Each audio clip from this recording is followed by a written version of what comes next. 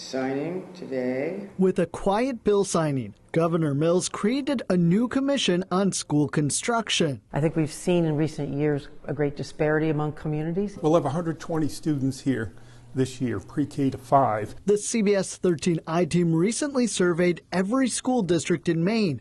Out of nearly 550 schools, the average age of a building is 54 years old. Sebago Elementary is one of the oldest. One side of the hall was constructed in 1954. 1986, they constructed the other side of the hall.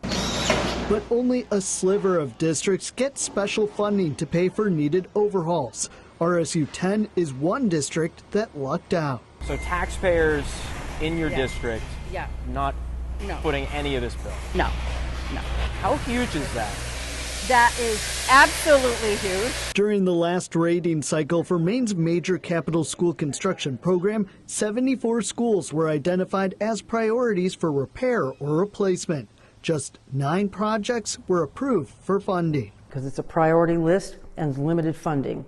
So I want this commission to look at more general funding sources if available and to look at standards for construction. She says that too hasn't been updated in decades. And so I think it's time that we looked at this in detail, that we incorporate modern standards of efficiency and safety. The 13-member commission created by the executive order will be given 6 months to create a final report. The governor wants policy recommendations for the next legislative session. Do you think there's an appetite on both sides to address these issues? Certainly the issue of inequity among districts. Because if they don't get help through other means, districts are left asking local taxpayers for funding. Some communities just can't afford it. So we want to look at that kind of disparity as well. Income disparity is unfair when it affects children.